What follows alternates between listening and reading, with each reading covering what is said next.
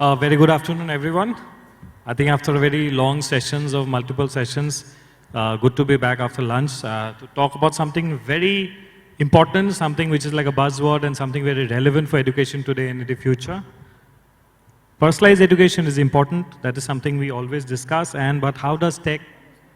Sorry. Personalized education. Is it okay? Personalized education, we always talk about the importance of personalized education. How can AI, how can tech support in that effort? Everywhere. I think all the mics are on, that's the problem. I hope we are audible to you, because we are having some, yeah, that's fine. We are having some problem here with the echo. Yeah, that's the problem. So, to start with, I would like to first ask, I would like to take the first question to you. We always talk about personalizing education. How much do you think is it important to the student and in the process of his education journey? And while trying to personalize his education to benefit the student, what aspects or what inputs as such should we look at for the student? I think this is a fundamental question and requirement of today's times. All of us may have seen that cartoon that we are trying to make a fish go to the tree and climb the tree, and we are trying to make an elephant to swim or something.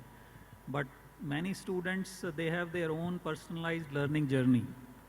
Some of them like to learn in the class, some of them like to learn on their own, at their own leisure.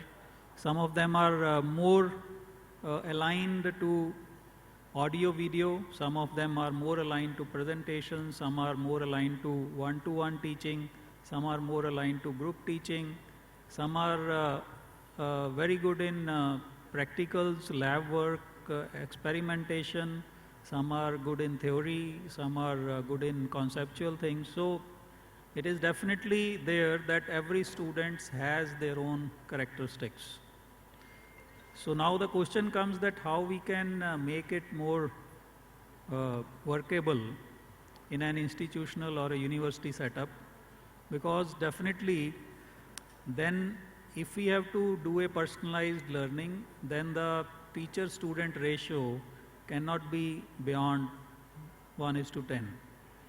So when we are trying to do it in a 1:25 or 1:30 setting, then we have to do many tweaks.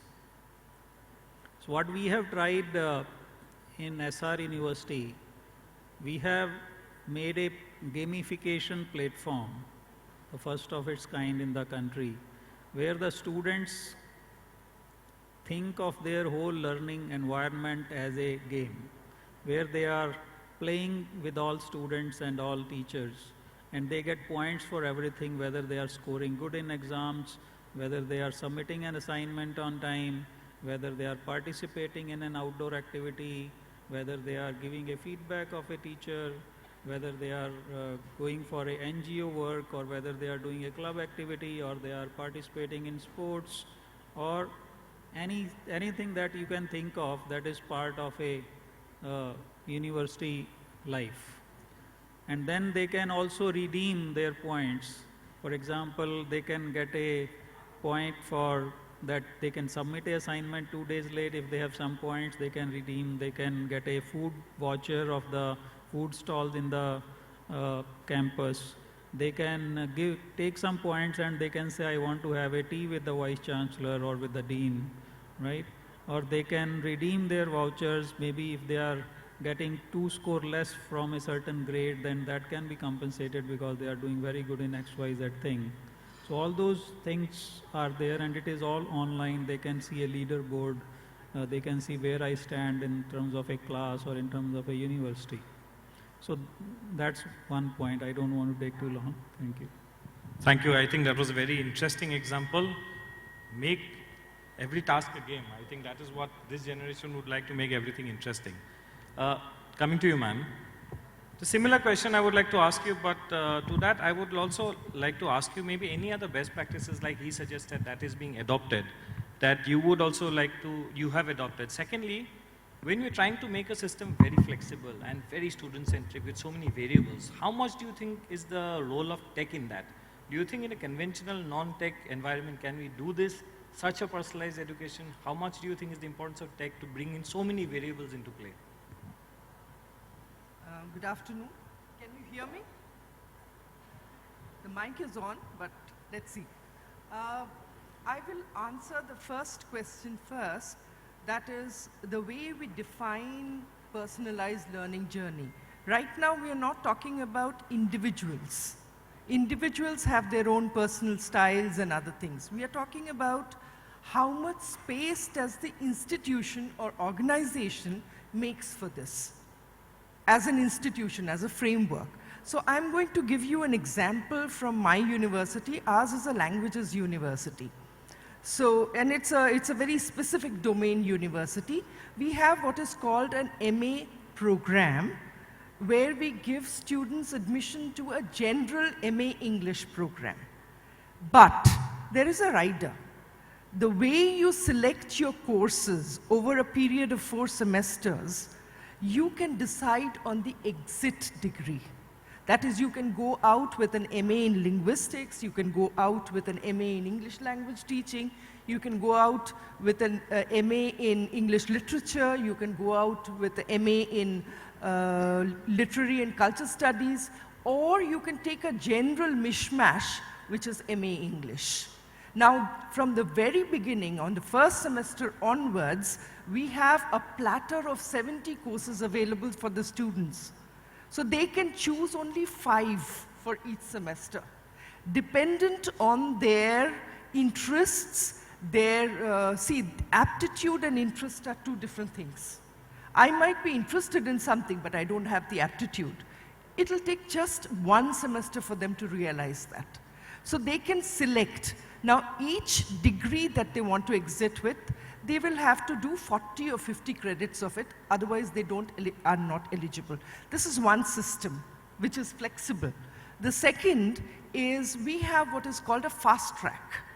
So I do a semester 1 course, and I realize that I don't need the semester 2 course in that domain. I can jump to level 3. Now, this level 3 jumping, in between they must have studied, they must have used internet, they must have used textbook, they must have consulted. We are not interested in that. We are interested in, does he have the, or she have the adequate qualification to do this fast track. For that, we have an internal assessment which allows them to do that. We also have a system where we allow any student to audit any course. They may not take it as a credit, but they can sit in the classes, and that is available not only to students, but to faculty as well. We can walk into other people's classes and do a full course. The only constraint here is we will have to do the assessments as well, even if you are a teacher. You can't say, I will just come and sit and listen and go away. Now, the question of AI, how much of AI can I use? I'm not very sure, because everybody is doing it at their own level. We are using everything to learn, but it is just a tool to upscale myself. But the system allows for this kind of structure. Thank you. Thank you, very interesting. I think the main reason we come to conference is to meet each other and to learn. I think everyone coming out the best practice is a learn experience for everyone sitting here and for me as well. Coming to you, I would like to put forward the question that I think students have brought forward. We as academic administrators think well of our students. We want to empower them. We've given them some AI tools. We've given them open learning resources. We've opened up the world to them. Students' point of view is that now I have so much more choices to make at a personal level, what to study. I have 3 books before. 20 years ago, 3 books were prescribed in the syllabus. Now I have 3 books, 10 platforms for open learning, 10 tools. So it gets me very confused. It makes it very difficult for me to choose what is the best for me. So as an academic administrator, I think you're a dean, you are leading a department. How should now deans or faculty now should become guides to curate and help students decide what best for them? Even the deans are confused. So even the deans are confused. So, see, I'll tell you, jokes apart. See, point is, after COVID, lot of open learning has come. Everybody, I don't want to name it, some of them are very good, I'm not denying that fact. But then what happens is, everybody pitch that they have something to give. And we want to give the best library of catalog to students. And that's what NEP also says, because, you know, if you look at the new undergraduate curriculum, they have skill-based courses, vocational courses, and et cetera, et cetera. The whole paradigm has changed. But to be very frank, why students, okay, now let me put it straight. What is the confusion? The confusion is when the student or the faculty or the university, all three, doesn't know what's the path, the journey which the student has to actually go through, which ma'am was also mentioning about, then obviously it's a confusion, because every catalog has its own best pathway and we don't know where it will lead to. So the first and foremost thing is to make the student realize exactly what the journey looks like. And to understand the journey very well, there are two things. First is the faculty also should get out of that comfort zone, go to the industry, understand what is happening around, understand what is happening on the ground, and really they have to go there. I mean, like a consultant. The reason is, I'm telling you, because industry is changing every 6 months at this moment. And I don't need to go for a research analysis. You go to LinkedIn and go to the job description of Accenture or anything. The role is changing every 6 months. Every 6 months. The only way to tackle is to be with the industry, either by forum or by conversation or whatever the way it is. I mean, that guest faculty having a teaching in the class may not work. I'm saying the teacher also needs to be with the industry. That what happens is that improves the maturity for the student, industry, and the teacher as well. That what the world looks like, where it is going, and we may be able to tell the student exactly what the right way to move forward to. And then what happens is, when we have a catalog to give them, that catalog converts into a pathway that, you know, this is the exact way you can move forward to. And I want to also add to that, you know, after the COVID especially, this personalized learning which we're talking about, every student has a different journey now. So the point which I want to make is that, you know, the reason why personalized learning has become very important globally, not India, globally, is that one exam may not be the right way to measure a student. And it's not that the examination is bad. The outcome which you see after 10 years, the student who never passed in the examination is becoming successful. I'm sorry, that's the way it is. It's not because they are bad people. The point is there are skills which are required on road, on market, which may not be covered in the examination or in a question paper, right? That's how personalized learning came up with. That the evaluator student, you have to continuously make them to a part of a journey to understand exactly what the skill set the student has. Now my point here is where AI comes in picture, because I want to also add to that you know, the conversion from theoretical learning to practicing learning, practicing manager, because I'm from a school of management. The most important is the student should understand to do things on ground, okay? How it is possible? It is not possible without the support of the faculty also, that they are also coming on ground, okay? Now for example, incubator. How many I mean, the university also look at it. It's not only the students, how many startups the faculty also have. See, it's like simple. I mean, they both are, and it's the first time in the history that, you know, the faculty and the student both are confused what is going to happen in the future. No, seriously, because for both of them, AI came in front, that's it. I mean, how much I know, maybe a student also know plus minus one, that's it. It's not that I learned I did a BTech and everything and I learned it. So we both are same platform. It is important for the faculty to accept it. And the point is to accept it, practice it, and move it. So what I'm trying to say is that, like we created our own AI GPT in IILM. So what we does is we made sure all the subjects the faculty is teaching, their assignments, their question paper, their voice transcripts, we have trained the LLM on it. So what happens is after the class, the student has a personalized way to connect with the faculty without the faculty being there. It is working on ChatGPT, it's not working on anything else. But it's a customized GPT. So what happens is they can ask what has happened in session 5. It will teach you exactly the way the teacher has taught it in the morning. And that's how the point is that we are developing the connect. And we're making sure that at least the faculty and student both are encouraged to work in the incubator, go with the startup, go and have your product demonstration. Let them fail. I have seen faculties, I'm really cherishing the faculties, who failed in a pitch in front of his own student, but he's happy that he tried. How many faculties will do that? I mean, that is the ecosystem which is important. That's what my answer to the question is. Thank you for your point. Somewhere, I would also like to agree that this is one stage in the world's academic journey where maybe the students and faculties are the same level, equally confused. On the same page, even if it's a confused page with a question mark. Great. Ravin, coming to you, you represent QS in India.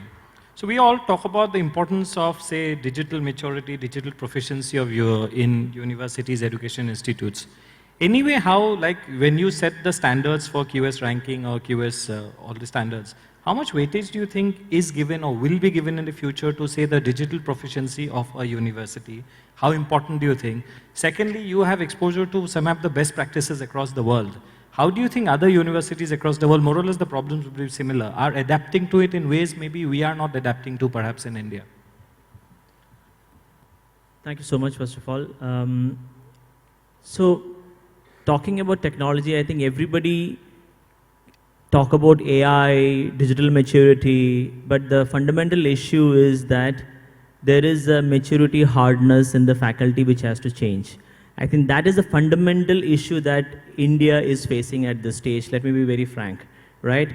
If you look at developed countries, how they have adopted technology, the best of institutions that if you have to, the pilots that we have taken in the digital maturity framework, we have seen that the faculties are trained and they are adaptable, they have kind of inclined towards learning, and because that is fundamental, right? Before you start anything, it is important that you train your faculty. I think that mindset has to change. And also from India's standpoint, what we have not really witnessed is whether these AI technologies or personalized learnings, are these really used to benefit the physically challenged or mentally challenged students? I mean, that is very, very important. I mean, keep aside the people who are capable of learning. I mean, today, my son goes to class 9th, he's struggling with his maths. There is no way that the system is helping him improve his maths. I mean, we're all talking about technology. It has not even reached that stage. We know that maths and science are the most difficult subject in the country, but we still do not have a mechanism in the school system to help the student. I mean, we are literally struggling. So keep that aside. Let's talk about the physically challenged students. There are no, you can hardly see physically or mentally challenged students in our campuses. So do we have that facility first of all? I think these technologies should be first and foremost used to benefit those students.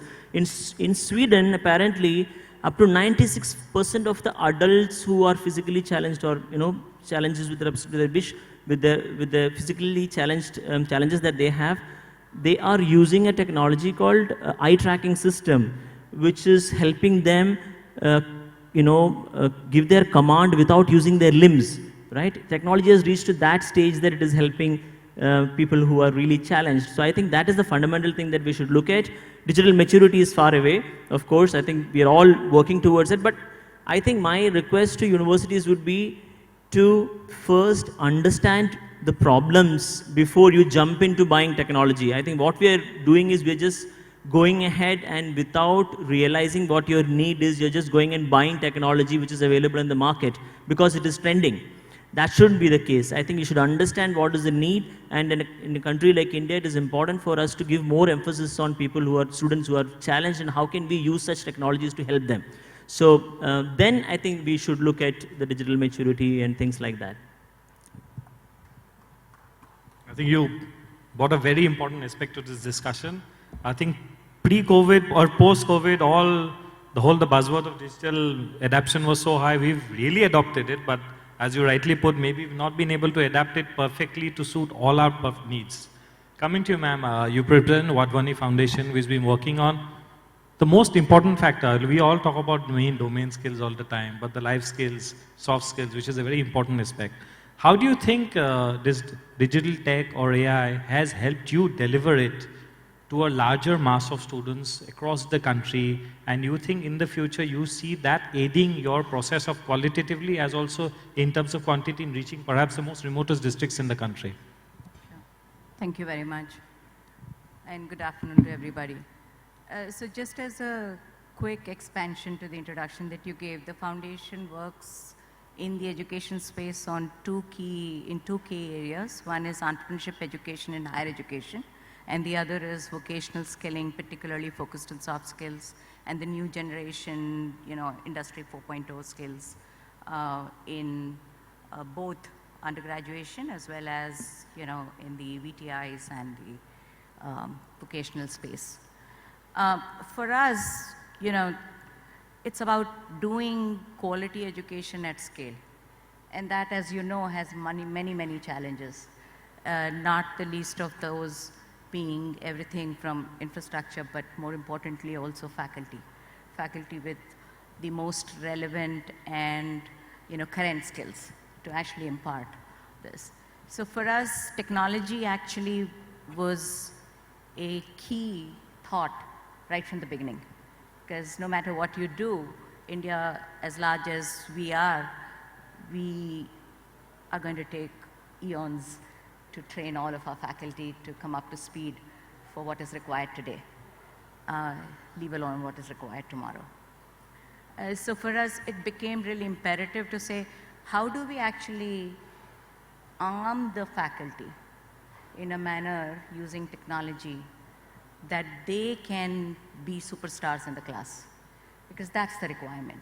You're not replacing faculty with digital.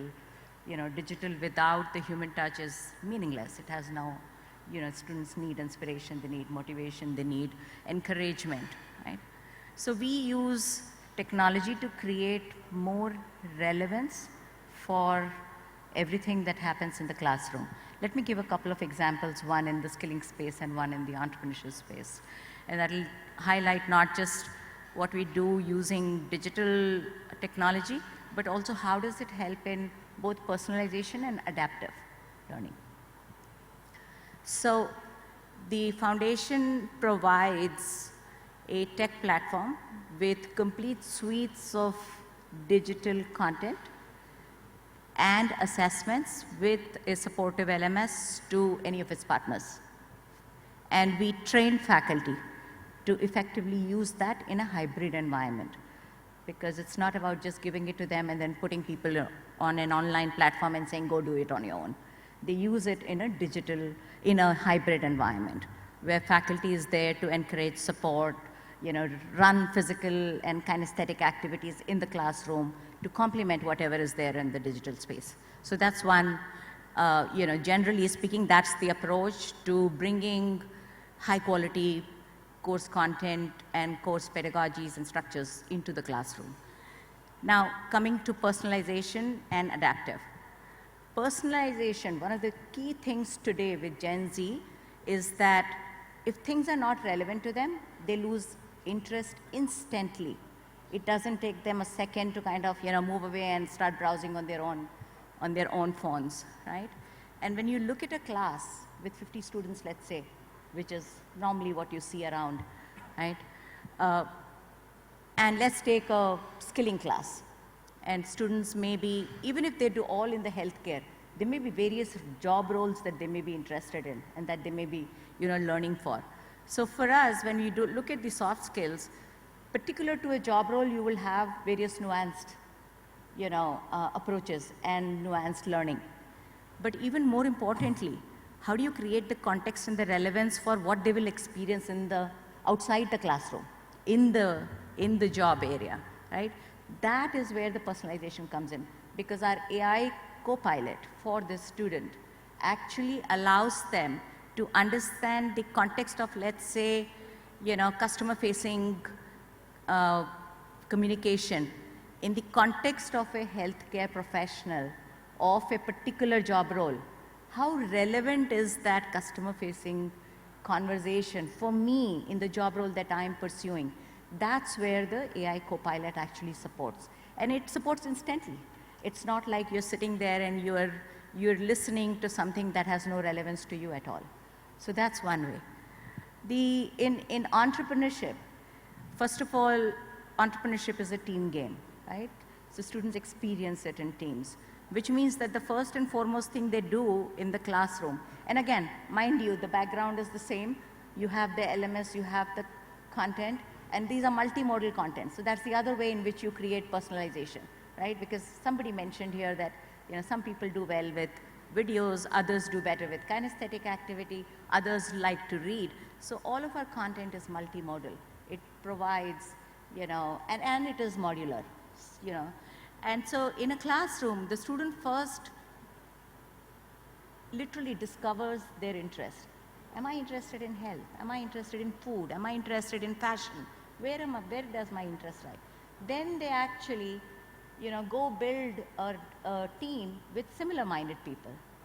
And as they do that, if I end up in a team working on healthcare again, my AI co-pilot actually will throw up case studies in healthcare relevant to whatever I'm studying. If I'm actually looking at problem identification, it will throw up case studies for me in healthcare of real companies, which are actually, how did they discover their problem? So I think those are the ways in which personalization is happening. Thank you. I believe that how you put that AI can play a huge role in kind of personalizing the assessment of the student, which is a very valid point. I'll have two questions I would like to bring it forward to everyone. We keep reading a lot of articles on AI. Some are very positive that 10 years it will change our lives. Some are very negative in 10 years it is going to kill the job market. How do you think at the personal level it's going to affect education system? Do you think teachers will be replaced? Teachers will be complemented? See, we don't know what's happening in the 10 years, but I would love to hear all of your inputs. Secondly, another question that I would like to ask is that this is a platform that's bringing education administrators and entrepreneurs. Like ma'am said that there could be great, I would assume it's some kind of a role-playing assessment system that we could develop. What is your wish list that you would see kind of AI tools that you could be created that could aid and help the education system? These two questions for anyone. Okay, so I think I have a blog on Times of India, Breaking Shackles. Some of these articles related to artificial intelligence you can go through. So specific to this answer that where we are heading to, on one extreme is Elon Musk, who says no jobs from few years onwards. On another one, some very positive thinkers, they say AI is just a buzzword.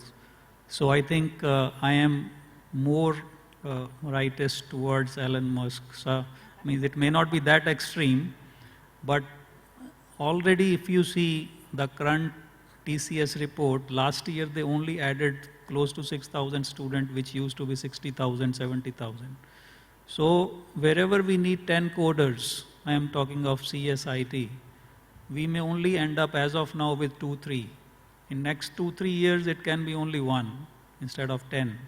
So I think 70–80% of the institutions who are now running on the backbone of computer science, they are definitely going to face an issue. So they need to find that how innovative they can be to start new courses which are more creating a wholesome individual, which has empathy, which has decision-making capabilities, which has judgmental capabilities, which understands life, which new millennium is not ready because they have never been on ground, they are just living in the mobile, right? So we were supposed to create machines which will help us.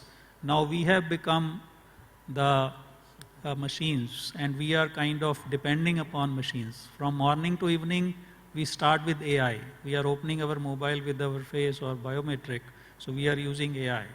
So we are using Google Maps, even if it takes us to the wrong place or wrong route, right? We are depending upon weather information that comes on mobile. We are choosing our marriage partner through recommendations made by AI on matrimony.com or anything. And we are seeing only the videos shown by YouTube recommender system out of the billions of content available. So we are already addicted and become a gulam of AI, right? So we have to come out, and what will happen to the new generation, because they have not seen a non-AI era. We know that what is real life, many of them will not know because they will be born with AI machines all around. So a very challenging situation and very opportunity also. Very valid point. Algorithms run our lives. We built algorithms. Now they run our lives. True. I think, see, the fundamental thing is, why are we adopting such technologies? We need to ensure that we have better student outcomes and we empower our teachers. I think as long as these fundamental things are clear to institutional leaders, you won't do impulsive buying, right? Which will ensure that your teachers are safe, their jobs are safe. So I think AI wisely used will only augment the capabilities of teachers, and that should be the aim. which in turn will improve the student outcome. I think fundamentally, if these two ideas are clear and then you're investing in those technologies, I don't see, because particularly, you know very well in the higher education segment, the administrative challenges and tasks that faculty have to deal with on a day-to-day affairs. How do we eliminate those administrative challenges from faculty, and how can AI be brought into picture to eliminate those administrative tasks, and then how can we make the engagement between the faculty and students more interactive, right?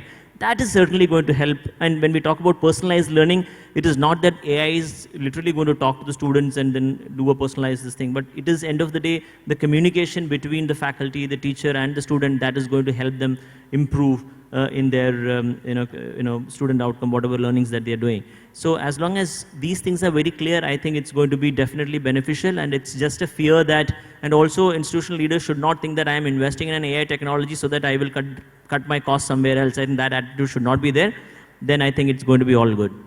Thank you so much. Any closing comments? I think we're almost at the end of the Yeah, so time. just quickly, I'll just say, the first thing which you said about whether AI is bad or good when this opinion is happening, I want to close it from that aspect that, first and foremost thing, imagine that every job is taken by AI. Every job is taken by AI. So there will be no money in the market. Nobody will be spending. So who will buy the products? So the point is, if you look at internet era or the AI era or any era which is going to come up, none of the technology is going to be consumer. The consumer will be you. So the consumer, so what I'm trying to say is the job will anyway be there. But industry wants the job should be there because the money should come to the market and you should keep buying things. And keeping that in mind, AI will never take your job. I mean, the only thing, the profile may change. That's the only thing which is going to happen. But secondly, which is very crucial part, lastly, just to give a one-line answer, if somebody has seen Iron Man, so there is something called as Jarvis, which is a personalized AI. I want a kind of an AI which has already been there. It's there, which will be able to guide the student all the time, see their analysis and all those things. But with the wish list, I also want that it should not be with a firm. That's the problem. Like Google, if you sit in Google for 3 hours, it will not tell you that, okay, you have searched for 3 hours, please go and sleep. Because it's a consumer company. It will want you to do it more, like what sir has said. Google's AI or YouTube's AI is also good, but it will never tell the consumer that please go and sleep. Because it is the job of the firm to make sure that the consumer is coming again and again. So AI should also be part. I mean, this AI, the government or the government also come out with their own lab to create those AIs. Then only we will be able to, finalize this wish list which we were talking about. Thank you so much. Any closing comment, ma'am? I actually see AI as a huge opportunity to democratize real education. And I think access to education and access to personalized education from the point of view of language, or deaf and dumb children needing education or blind kids needing education, from all of those perspectives, or just having access to quality education, quality mentor. All of those things can actually be truly, those gaps can be filled. Or just even the cost of education. How many people can really afford good education? So I see it as a huge and powerful tool to democratize access to high quality education for everyone. Thank you. I think we'll leave with a positive note that in the next 10 years, from the point of view of cost and point of view of all the sorting of the variables, the experience, it would be a great thing for all education institutes and overall the world. It's such an interesting topic, and honestly, in the next 10 years, what holds, no one knows. So there are so many permutation, combinations, variables. It's an always interesting topic to discuss about. Sadly, we're out of time. Thank you so much. Thank you so much for being with us today. Thank you so much for being here. Thank you. Thank you so much. A huge round of applause for all our panelists present over here.